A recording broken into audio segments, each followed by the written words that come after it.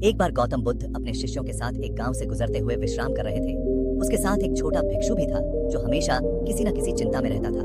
उसका नाम आनंद था और वह बहुत ही ज्ञान और बुद्धि का इच्छुक था, लेकिन उसके मन में बहुत विचार और सवाल थे जो उसको हमेशा परेशान रखता था। एक दिन आनंद बुद्ध के पास आया और कहा, गुरुजी, मैं ये समझ नहीं पाता कि मेरे मन में इतनी चिंता और विचार क्यों होते हैं। मैं यहाँ आपके साथ हूँ, फिर भी मेरा मन शांत नहीं रहता। मुझे लगता है कि कुछ गलत हो रहा है।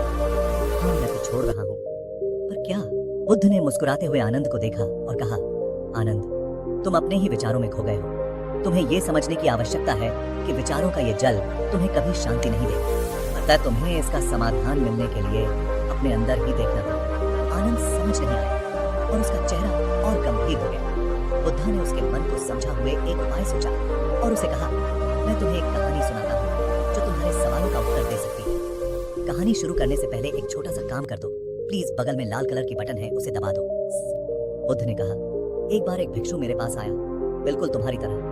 उसका नाम समीर था और वह हमेशा कुछ न कुछ सोचता रहता था। एक दिन वह मेरे पास आया और कहा, गुरुजी, मेरे मन में इतने सारे विचार हैं, इतनी चिंताएं हैं कि मैं शांति का अनुभव नहीं कर पा रहा। बुद्ध ने हमें भिक्षु से कहा, समीर, तुम्हें अपने मन को समझना होगा। मैं तुम्हें एक नदी के पास भेजता हूँ। तुम वहां जाकर अपने मन को शांत करो और धीरे धीरे तुम अपने सवालों के उत्तर प्राप्त करोगे।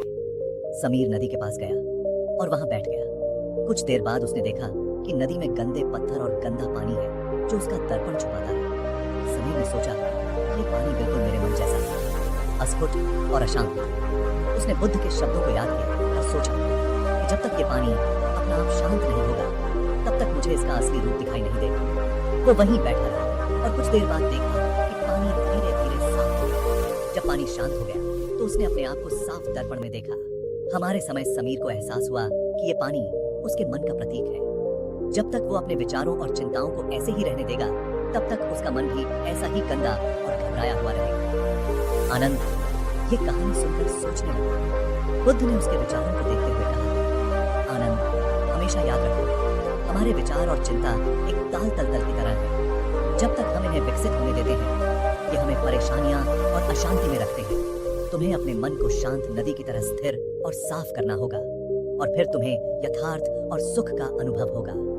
आनंद के मन को अब समाधान मिल चुका था। उसने सोचा कि अगर वह अपने मन को विचार मुक्त और शांत रखने का प्रयास करे तो उसके विचार और चिंता अपने आप दूर हो जाएंगे। बुद्ध ने उस दिन आनंद को एक बड़ा पाठ दिया जो उसके जीवन भर के लिए था। शांति और सुख हमारे अंदर ही है, लेकिन उसे पाने के लिए हमारे मन को भी शांत और स्थिर रखना होगा। इस प्रकार आनंद ने यह सीखा कि ज्यादा सोचने और चिंता करने से कुछ हासिल नहीं होता।